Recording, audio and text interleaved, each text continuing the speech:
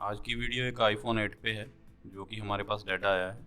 Dead होने की वजह जो है, इसमें PPVDD बूस्ट की जो लाइन है उसमें एक कैप लगा हुआ था जो कि शॉर्ट मिला। कैप का नंबर है C3113 C3113। तो चलिए देखते हैं कि कैसे आप ऐसे केस को डायग्नोज कर सकते हो। तो जैसा कि आप देख पा रहे हो, फ़ोन ऑन नहीं हो रहा है और चार्जिंग लगाने पे जो है फ़ोन कभी 400 मिली एम्पेयर कभी 200 मिली एम्पेयर ऐसे जो है सप्लाई कंज्यूम कर रहा है, मतलब चार्जिंग केबल के थ्रू ऑन नहीं हो रहा है। और चार्जिंग का करंट जो है वो भी जितना नॉर्मल 1 या 1.5 एम्पेयर जाता है वो भी नहीं जा रहा। तो चलिए इसको डायग्नोज करते हैं।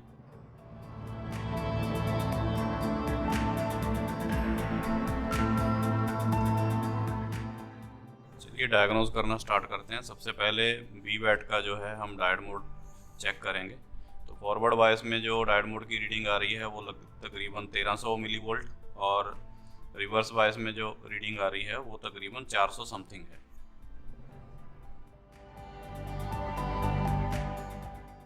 तो VWAT में जैसे कि आपने देखा, एक तरफ 1200 दूसरी तरफ 432 आ रहा है। और PPVDD मेन पे जो है रिवर्स बायस में 300 समथिंग की रीडिंग है, और फॉरवर्ड बायस में जो है समथिंग 1200 की रीडिंग है। रीडिंग्स जो है मोस्टली नॉर्मल लग रही हैं, किधर भी कोई शॉर्टिंग का सीन नहीं है। तो चलो नेक्स्ट जो है करंट मतलब वोल्टेज इंजेक्ट करके देखते हैं। तो VWAT पे जैसे ही हमने 4.20 वोल्ट इंजेक्ट की है, जितना कि बैटरी में रहता है, तो कुछ 700 मिली एम्पेयर की ऑटो कंजप्शन है। सेम जो है PPVDD मेन पे भी डिट्टो सेम ही हो रहा है। अब बात ये है कि ये दोनों लाइन शॉर्ट तो नहीं है, फिर भी ये ऑटो कंजप्शन क्यों है। तो दो लाइंस और ऐसी हैं जिनकी वजह से VDD मेन पे जो है शॉर्टिंग आ सकती है, जिसका मतलब लोड रहेगा तो शॉर्टिंग जो है VDD मेन पे लोड शो करेगा। तो एक तो हमारा लाइट सेक्शन होता है, तो चलो लाइट का जो एनोड साइड है वो चेक कर लेते हैं। इसमें शॉर्टिंग नहीं है, तकरीबन 520 मिली वोल्ट का ड्रॉप आ रहा है, तो ये लाइन नॉर्मल है। एक लाइन और रहती है PPVDD बूस्ट, उसको भी चेक कर लेते हैं। वो भी जो है स्टैंड बाय ही जनरेट हो जाती है, तो उसमें भी शॉर्टिंग रहेगी, तो जो लोड आएगा VDD मेन पे आएगा जी। तो VDD बूस्ट वाली जो अपनी लाइन है वो शॉर्ट सर्किट है। तो चलिए ढूंढते हैं इसमें कौन सा कंपोनेंट जो है शॉर्ट है।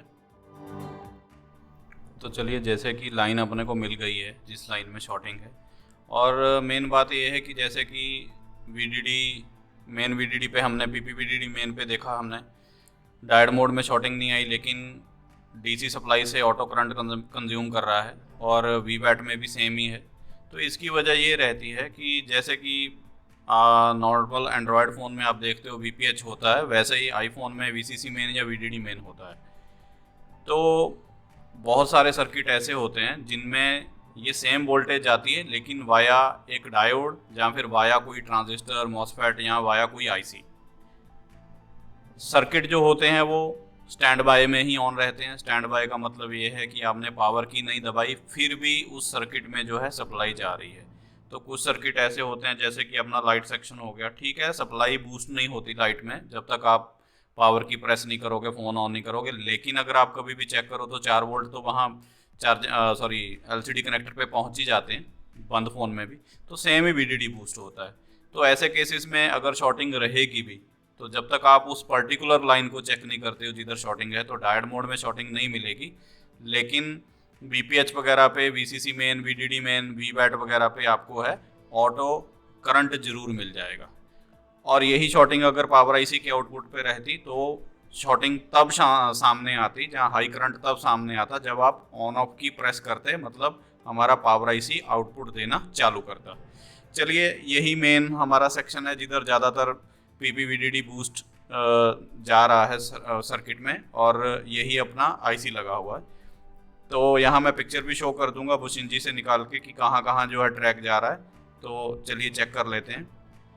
तो जैसे कि आप देख पा रहे हो, मैंने थोड़ा सा एसीटोन या थिनर लगाया, और 4.2 वोल्ट जो और 5 एम्पेयर जो है इंजेक्ट कर रहा हूँ। और आप देख पा रहे हो कि ये जो सेकंड नंबर का कैप है वो बर्न हो रहा है। तो चलिए इस कैप को निकाल देते हैं।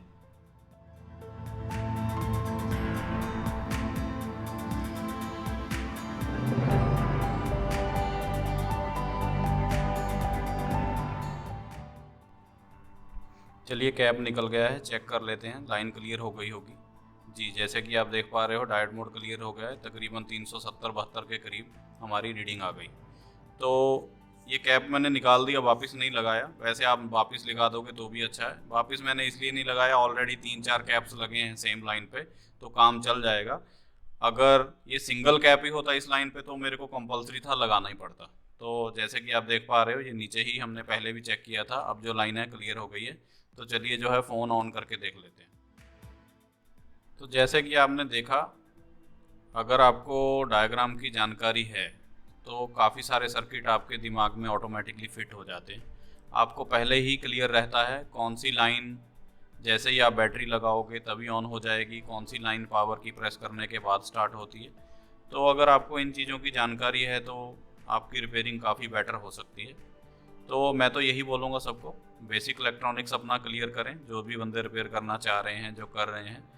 और डायग्राम ज़रूर स्टडी करिए। स्कीमेटिक रीड करेंगे तो आपको क्लियर होगा, सेक्शंस के बारे में कुछ आइडिया होगा, किधर कौन सा कंपोनेंट लगा है, वहाँ क्या हो रहा है क्या नहीं हो रहा, आपको बहुत सारी बातें जो हैं क्लियर हो जाएंगी। जो बंदे अपना मोबाइल रिपेयरिंग का कोर्स पीजीटी से करना चाह रहे हैं वो नवंबर और दिसंबर के लिए अपनी सीट बुकिंग कर सकते हैं। चलिए चेक कर लेते हैं। फ़ोन हमारा नॉर्मल ऑन हो गया है, तो फॉल्ट जो है हमारा क्लियर हो चुका है। उम्मीद करता हूँ कुछ ना कुछ आपको ज़रूर इस वीडियो से सीखने के लिए मिला होगा। क्वालिटी मेंटेन रखते हुए वीडियो एडिटिंग करने में वाकई बहुत टाइम लग जाता है। ये फ़ोन जैसे कि आपने देखा 7 मिनट की वीडियो है, 7 मिनट में ही रिपेयर हो गया, लेकिन ये वीडियो एडिटिंग में 5-6 घंटे निकल गए। तो बाकी तो कुछ नहीं, इतना आपसे उम्मीद करता हूँ कि आप वीडियो को लाइक करोगे, शेयर करोगे और चैनल को सब्सक्राइब कर दोगे। Thank you.